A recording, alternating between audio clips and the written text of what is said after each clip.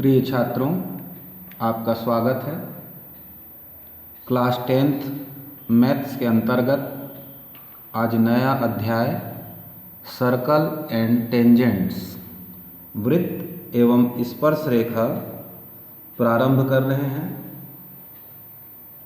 सतत अध्ययन के लिए चैनल को निश्चित रूप से सब्सक्राइब कर लें ताकि नेक्स्ट पार्ट अपलोड होते ही आपको सूचना मिले और आप इसका कंटिन्यू अध्ययन कर सकें। तो चलिए प्रारंभ करते हैं। वृत्त। तो वृत्त क्या है, हम सब देखे हैं। ये हमारे पास एक वृत्त का चित्र हो गया, ठीक है, सभी देखे हैं। साधारणतया उदाहरण देखा जाए तो सिक्के का किनारा, चूड़ी इत्यादि। इसकी परिभाषा क्या होगी, इसमें किसे क्या कहते हैं, तो देखेंगे इसके मध्य में एक बिंदु होता है जिसको हम केंद्र कहते हैं। क्या कहेंगे? केंद्र। ये जो वृत्ताकार मार्ग बना हुआ है इसको हम परिधि कहते हैं। क्लियर है? केंद्र से परिधि तक की दूरी को हम त्रिज्या कहते हैं। अगर परिधि पर कोई दो बिंदु ले लें, सपोज ये बिंदु है ए और बी, और इसको मिलाया जाए तो मिलाने पर जो रेखाखंड प्राप्त हुआ है ए बी, इसको हम क्या कहेंगे? जीवा कहते हैं। और वृत्त की सबसे बड़ी जीवा वृत्त का व्यास होती है, जो कि ये मैं खींच रहा हूँ यहाँ पर, देखेंगे आप, ये हुआ व्यास। अब इसमें चाप शब्द का भी उपयोग हुआ है। तो जैसे ही परिधि पर दो बिंदु ए और बी लिया गया तो ये वृत्त दो भागों में बंट जाता है। एक इधर ए से बी की ओर, मान लो इधर जा रहे हैं तो ए से बी छोटा भाग, और बी से इधर घूमते हुए आ रहे हैं तो बी से ए बड़ा भाग। तो इस ए से बी भाग को लघु चाप, और बी से इधर क्लॉकवाइज घूमते हुए वापस ए तक आते हैं तो इसको कहते हैं दीर्घ चाप। तो वृत्त में इतनी बातें जानने योग्य हैं और इसको ध्यान में रखना भी चाहिए, ठीक। अब इन सभी की परिभाषा को हम यहाँ आपको नोट करा देते हैं, तो आप नोट कर लेंगे। तो सर्कल, वृत्त, किसी समतल पर नियत बिंदु से नियत दूरी पर स्थित बिंदुओं का समुच्चय या समूह क्या कहलाता है? वृत्त कहलाता है। उस नियत बिंदु को वृत्त का केंद्र तथा नियत दूरी को वृत्त की त्रिज्या कहते हैं। तो इसी में केंद्र और त्रिज्या की भी परिभाषा शामिल हो गई। इसे C और कोष्टक में OR लिखते हैं। ऐसा इसलिए लिखते हैं, इसका मतलब होता है उस वृत्त का केंद्र O है और त्रिज्या R है, ठीक। फिर देखते हैं जीवा की परिभाषा। तो वृत्त की परिधि पर दो बिंदुओं को मिलाने वाली रेखाखंड को क्या कहते हैं? जीवा कहते हैं। फिर देखते हैं व्यास। व्यास बराबर हम छोटी कक्षा से फार्मूला भी जानते हैं, 2 गुणित त्रिज्या। या ऐसी जीवा जो केंद्र से होकर गुजरे उसे व्यास कहते हैं, या वृत्त की सबसे बड़ी जीवा को ही व्यास कहा जाता है। फिर आता है चाप। तो चाप, वृत्त की परिधि पर दो बिंदु लेने पर वृत्त दो भाग में बढ़ जाता है। छोटे भाग को लघु चाप तथा बड़े भाग को दीर्घ चाप कहते हैं। इसे संकेत ए बी के ऊपर ऐसा राउंड लगा लेंगे तो संकेत, इस संकेत से हम इसको दर्शाते हैं और पढ़ते क्या हैं? चाप ए बी, इसको पढ़ेंगे, ठीक। फिर देखेंगे एक नया शब्द आ गया, चाप का अंश माप, मेजरमेंट ऑफ चॉर्ड ए बी। इसका मतलब होता है चाप द्वारा केंद्र पर बनाया गया कोण। जैसे यहाँ पर देखेंगे चित्र में कि ए बी एक लघु चाप है। इस बिंदु ए को केंद्र O से और बिंदु B को भी केंद्र O से मिलाने पर हमारे पास एक कोण आया AOB। इसी कोण AOB को चाप का अंश माप या चाप द्वारा केंद्र पर बनाया गया कोण कहते हैं, जिसे कोण AOB लिखते हैं। M चाप AB लिखते हैं और इसे पढ़ते हैं मेजरमेंट ऑफ चॉर्ड AB। क्या पढ़ेंगे? मेजरमेंट ऑफ चॉर्ड AB, या आप हिंदी में पढ़ सकते हैं चाप AB का अंश माप। क्लियर? फिर इसके बाद दो प्रमेय दिए गए हैं जिसकी उत्पत्ति को उतना इम्पॉर्टेंट नहीं मानते हुए समझा नहीं रहे हैं, केवल आपको कथन बता रहे हैं। वृत्त की समान जीवाएं केंद्र पर बराबर कोण बनाती है, यानी हम किसी वृत्त में दो जीवा लें और दोनों यदि बराबर हों तो उनका अंश माप भी बराबर होगा। ठीक इसी प्रकार इस प्रमेय का एक विलोम है, यदि किसी वृत्त की दो जीवा केंद्र पर समान कोण बनाएं, ठीक, उसको लिखा ऐसा गया है, यदि वृत्त की किसी दो जीवा द्वारा केंद्र पर बना कोण तुल्य अर्थात बराबर हो तो जीवा भी बराबर होंगी। ये एक दूसरे का विलोम है जी। ठीक, इसके बाद कक्षा 9वीं में हमने सर्वांगसम त्रिभुज के विषय में पढ़ा था, तो वहाँ पर किसी भी दो त्रिभुज को सर्वांगसम करने के लिए कुछ शर्तें बताई गई थीं। उन शर्तों को एक बार दोहरा दिया जाए तो पहला था भुजा भुजा भुजा सर्वांग समता, जिसे SSS कॉन्ग्रेंस भी कहते हैं, अर्थात दो त्रिभुजों की तीनों संगत भुजाएं बराबर हों तो त्रिभुज सर्वांगसम होते हैं। फिर भुजा कोण भुजा सर्वांग समता, जिसे SAS भी कहते हैं। और थर्ड है कोण भुजा कोण सर्वांग समता, जिसे ASA कॉन्ग्रेंस के नाम से जानते हैं। सर्वांग समता की शर्तों का प्रयोग वृत्त के अधिकांश प्रमेयों को हल करने में इसकी आवश्यकता पड़ेगी, इसलिए इसको यहाँ पर एक बार रिपीट किया गया है। ठीक है, तो अब तक जो परिभाषा आपको बताया गया और प्रमेय के दो कथन बताए गए, सर्वांग समता की शर्तें बताई गई, वो आपको अच्छे से समझ में आ गया होगा। अब हम नेक्स्ट थ्योरम लेते हैं जो परीक्षा के लिए हमारे काफ़ी महत्वपूर्ण है। तो प्रमेय का कथन है, किसी वृत्त के केंद्र से जीवा पर डाला गया लंब जीवा को समद्विभाजित करता है, सिद्ध कीजिए।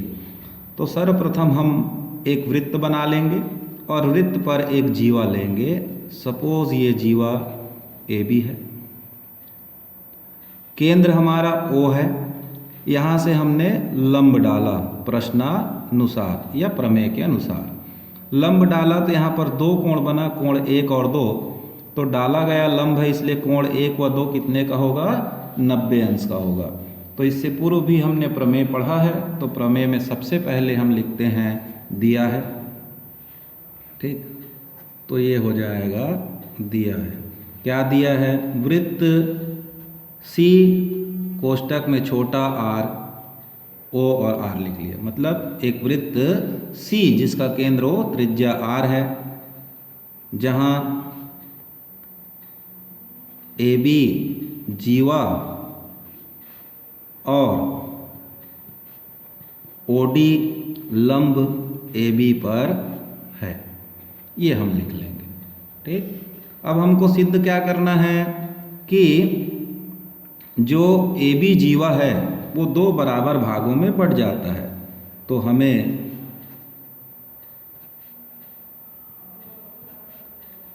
सिद्ध करना है कि AD बराबर BD। क्लियर? अब इसके लिए थोड़ी सी रचना की आवश्यकता है, तो रचना में क्या करेंगे? रचना में OA और OB को मिला लेंगे। तो यहाँ लिख दिया OA और OB को मिलाया, तो मिला दीजिए। जैसे ही मिलाते हैं हमारे पास दो त्रिभुज प्राप्त हो जाता है। अब हम AD बराबर AB प्रूफ करने के लिए दोनों त्रिभुज को सर्वांगसम प्रूफ करेंगे, तो उत्पत्ति आ जाता है। तो हमारे सामने दो त्रिभुज है, त्रिभुज AOD व त्रिभुज BOD।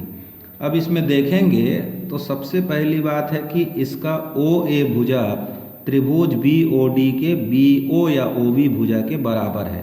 कारण क्या होगा? दोनों ही OA और OB दोनों ही वृत्त की त्रिज्या है, इसलिए आपस में बराबर हुआ। कोण 1 और 2 इस OD के लंब के कारण बना है, यानी दोनों ही कितने के होंगे? 90 अंश के होंगे, इसलिए बराबर हुआ।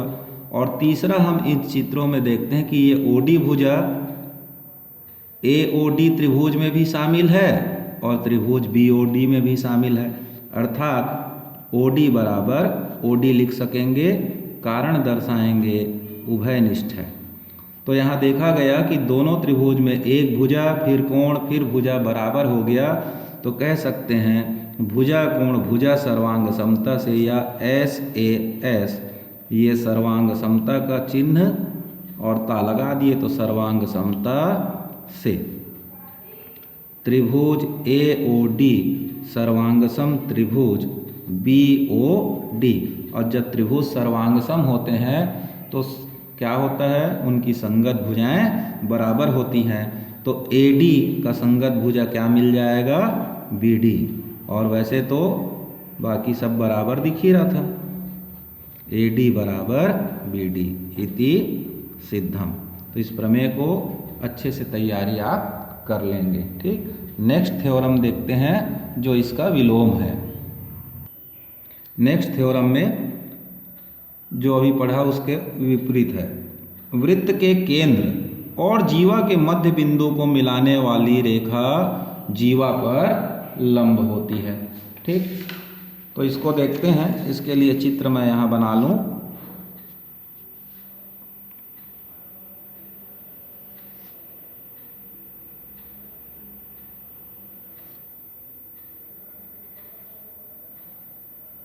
ये एक वृत्त बना लिए, इसका केंद्र हो गया, ये कोई जीवा हुआ AB, इसका मध्य बिंदु D है और वृत्त का केंद्र O है, और OD को मिलाया। तो हमको ये प्रूफ करना है कि जो OD है वो AB पर लंब है। तो हम दिया है में क्या लिखेंगे,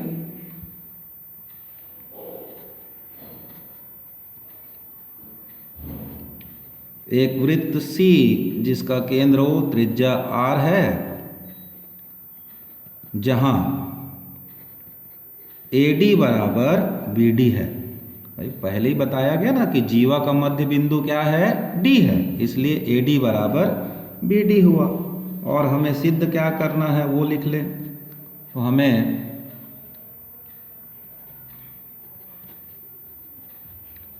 सिद्ध करना है कि OD लंब है AB पर।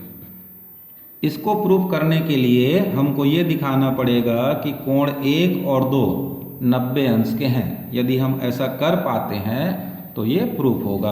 अब इसमें छोटी सी रचना, तो रचना में क्या लिखेंगे, OA और OB को मिला देते हैं। ये ठीक है। अब उत्पत्ति में हमारे सामने दो त्रिभुज हैं, कोण AOD व त्रिभुज BOD। इसको हम सर्वांगसम करेंगे, देखिए कैसे। तो OA बराबर OB हो जाएगा, कारण क्या है, त्रिज्या है। OD भुजा दोनों त्रिभुजों में शामिल है, अर्थात उभयनिष्ठ हुआ, राइट। और AD बराबर BD ऐसा प्रश्न में हमको दिया गया है, तो ये कारण हुआ, दिया है या ज्ञात है लिख सकते हैं। ठीक, तीनों भुजाएं आपस में कैसे हैं, बराबर हैं, तो लग जाएगा भुजा भुजा भुजा सर्वांग समता से। त्रिभुज AOD सर्वांगसम त्रिभुज BOD। अब जब त्रिभुज सर्वांगसम हो गए तो उनके संगत कोण कैसे होंगे, बराबर। तब हम कह सकते हैं कि कोण 1 बराबर 2। तो दोनों त्रिभुज सर्वांगसम होने के कारण हो गया कोण 1 बराबर 2। परंतु कोण 1 धन 2 बराबर 180 अंश होगा। क्यों 180 अंश होगा, क्योंकि यहाँ देखेंगे ADB एक सरल रेखा है, अर्थात रेखी युग्म बन रहा है, तो रेखी युग्म अभिगृहित लिख देंगे साइड में। अब हम 1 के बराबर 2 या 2 के बराबर 1 लिख सकते हैं, तो 1 की जगह 1 लिख लीजिए और 2 की जगह भी 1 लिख लीजिए, तो हो गया 180 अंश। दोनों को जोड़ें तो 2 कोण 1 बराबर 180 अंश, दोनों तरफ 2 से भाग दे दीजिए तो आ गया 90 अंश। अतः हम कह सकते हैं कि कोण 1 बराबर 2 बराबर 90 अंश। इसलिए ये सिद्ध होता है कि OD AB पर लंब है, OD लंब AB पर, ऐसा लिखें, इति सिद्धम। ठीक। अब हम उपरोक्त प्रमेय पर आधारित कुछ प्रश्नों को यहाँ हल करेंगे जो परीक्षा के लिए काफ़ी महत्वपूर्ण सवाल होंगे। किसी वृत्त के केंद्र से 3 सेंटीमीटर की दूरी पर स्थित जीवा की लंबाई 8 सेंटीमीटर है तो वृत्त की त्रिज्या ज्ञात कीजिए। तो देखेंगे यहाँ एक वृत्त बना लीजिए, AB नाम दीजिए और इसका केंद्र O रखिए और OD ऐसा लंब डालिए। तो वृत्त के केंद्र से दूरी मतलब OD बराबर हुआ 3। इस जीवा AB की लंबाई 8 सेंटीमीटर है। अभी हमने प्रमेय पढ़ा कि केंद्र से जीवा पर डाला गया लंब जीवा को समद्विभाजित करता है, यानी 8 सेंटीमीटर है तो AD हो गया 4 और BD भी हो गया 4। क्लियर। और OA को आप मिला लीजिए, OA हमारे वृत्त की त्रिज्या होगी। तो हम यहाँ पर लिख सकते हैं चित्र में OD 3, AD और BD बराबर हो जाएगा 4। ठीक। तो यहाँ पर कोण कितने का बना है? 90 का। तो समकोण त्रिभुज हुआ, तो हम लिखेंगे समकोण त्रिभुज AOD में कौन सा प्रमेय प्रयोग करें? पाइथागोरस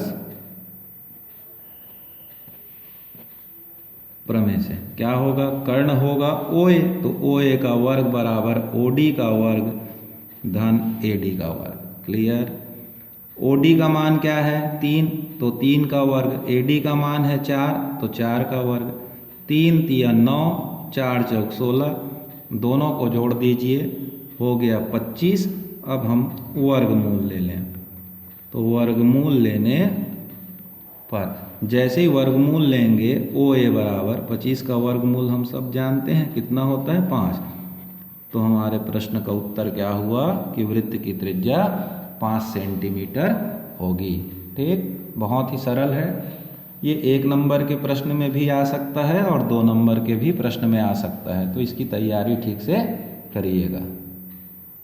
प्रश्नावली 1 का ही प्रश्न था, पहले का दूसरा प्रश्न था, ये प्रश्नावली 1 का पहला प्रश्न है। एक वृत्त की त्रिज्या 13 सेंटीमीटर है, केंद्र से 12 सेंटीमीटर की दूरी पर स्थित जीवा की लंबाई ज्ञात कीजिए। तो आप प्रश्नानुसार पहले चित्र बना लें। ये जीवा हो गया AB, केंद्र O से इसकी दूरी को बताया गया है 12 और त्रिज्या बताया गया है 13। ये हुआ D। अगर हमको AD प्राप्त हो जाए तो चूंकि D जो है जीवा का मध्य बिंदु है, तो AD का दुगना करेंगे तो क्या मिलेगा? AB मिलेगा।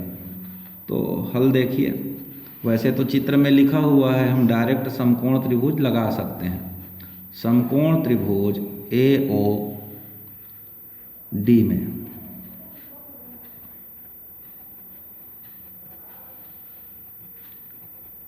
पाइथागोरस प्रमेय से क्या होगा? OD का वर्ग धन AD का वर्ग बराबर OA का वर्ग। तो OD हमारे चित्र में 12 दिखाई दे रहा है, AD हमको ज्ञात करना है और OA है 13, तो 13 का वर्ग हुआ। 12 गुणित 12 144, AD का वर्ग, और 13 गुणित 13 होता है 169। पक्षांतर करिए तो 169 ऋण 144 घटाने पर प्राप्त होगा 25। वर्गमूल ले लीजिए, तो वर्गमूल लेने पर AD बराबर 5 मिलेगा। अब जीवा जो है वो इसका डबल होगा, तो जीवा AB बराबर 2 गुणित AD लिख सकेंगे, तो 2 गुणित 5 बराबर हो जाएगा 10 सेंटीमीटर। ठीक। तो ये 2 प्रमेय, वृत्त का कुछ परिचय और 2 उस पर प्रमेय और 2 प्रश्न आपको बताया गया। इसको ध्यान से पढ़िए, ठीक। और नेक्स्ट वीडियो के लिए चैनल को निश्चित रूप से सब्सक्राइब कर लें।